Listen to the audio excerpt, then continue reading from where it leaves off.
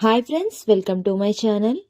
ఇక దామిని అయితే ఇప్పుడు మన ఎమ్మెల్యే గారు జ్యోతి ప్రజ్వలన చేయవలసిందిగా కోరుతున్నాం అని అయితే అంటూ ఉంటుంది. ఇక ఎమ్మెల్యే జ్యోతి వెలిగించబోతూ ఇక ఆనంద్ భైరవిని చూసి ఇక వెలిగించకుండా ఆనంద దగ్గరికి వచ్చి, ఏంటమ్మా మీరు ఇక్కడున్నారు, మీరు స్టేజ్ మీదకి రావాలి, మీలాంటి గొప్పవారు ఇక్కడ కూర్చోకూడదు, రండి, మీరు గనక రాకపోతే నేను కూడా మీతో పాటు ఇక్కడే కూర్చుంటాను అని అయితే పట్టుబడతారు.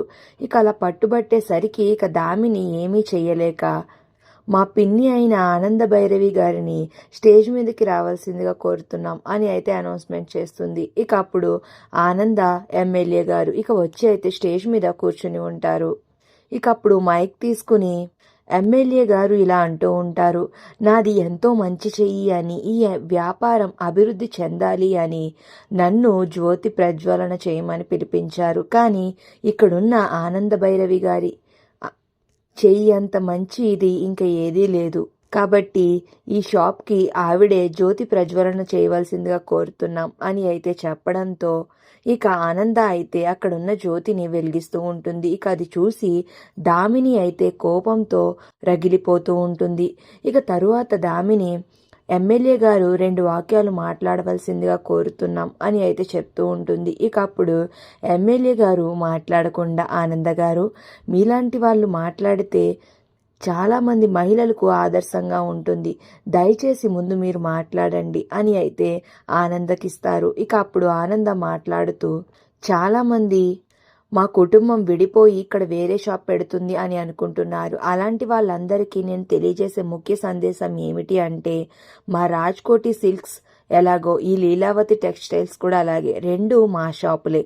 కానీ ఇది మా దామిని తన కాళ్ళ మీద తాను నిలబడాలి అనుకుంటుంది. తనని మనస్ఫూర్తిగా ఆశీర్వదిస్తూ మా కుటుంబం ఎప్పటికీ విడిపోదు, కలిసిమెలిసి ఉంటుందని ఈ వేదికగా తెలియచేస్తున్నాను అని అయితే ఆనంద చెప్పి ఇక మైక్ని అయితే ఇచ్చేస్తుంది. ఇక అప్పుడు ఎమ్మెల్యే గారు మాట్లాడుతూ ఇలా అంటూ ఉంటారు, ఆనంద భైరవి గారు చాలా గొప్పవారు, ఆవిడకి నా మనసులో ఎంతో కృతజ్ఞతాభావం తెలియచేయాలి అని నేను ఎప్పటి నుంచో అనుకుంటున్నాను. అందుకే నాకు ఇప్పటికీ అవకాశం వచ్చింది. ఈ సభాముఖంగా ఆవిడికి నేను సన్మానం జరిపించాలి అనుకుంటున్నాను, ఆవిడ అవకాశం ఇస్తే అని అయితే అంటూ ఉంటారు. ఇక ఆనంద దానికి ఓకే చెప్పడంతో ఇక ఆనందకైతే సన్మానం చేస్తారు ఎమ్మెల్యే గారు. అది చూసి శరణ్య, దర్శన్, లీలావతి అందరూ కూడా చాలా సంతోషపడిపోతూ ఉంటే అనన్య, దామిని మాత్రం ఇంకా కోప్పడిపోతూ ఉంటారు. ఇక ఫంక్షన్ అయిపోయిన తరువాత అనన్య చాలా కోపంగా ఒక ప్లేస్లో అయితే కూర్చుని ఉంటుంది. ఇక అప్పుడు అక్కడికి ఆనంద వెళ్ళి ఇలా అంటూ ఉంటుంది, చూసావా, నువ్వు నాకు డ్రింక్ ఇవ్వకుండా చేయాలి అనుకున్నావు, నన్ను లోపలికే రానివ్వకుండా చేయాలి అనుకున్నావు, కానీ చూసావా దేవుడు నాకు ఎంత మంచి అవకాశాన్ని ఇచ్చాడో. ఇప్పుడైనా తెలుసుకో, దేవుడు మంచి వైపే ఉంటాడు. నువ్వు ఇలాంటి పనులే తర్వాత కూడా చేస్తాను అంటే నిన్ను ఇంట్లో పని మనిషి పోస్ట్లో కూడా ఉండనివ్వను, ఇంట్లో నుంచి బయటకు గెంటేస్తాను, ఏమనుకుంటున్నావు అని అనన్యకి వార్నింగ్ ఇస్తూ ఉంటుంది ఆనంద. మరి అనన్య పెట్టిన కొత్త చిచ్చుతో ఉమ్మడి కుటుంబం కాస్త వేరువేరు కానుందా అనేది నెక్స్ట్ రివ్యూలో తెలుసుకుందాం. వీడియో నచ్చితే ప్లీజ్ సబ్స్క్రైబ్. ఆనంద వార్నింగ్ అయితే ఇచ్చేసి అక్కడి నుంచి వెళ్ళిపోతుంది.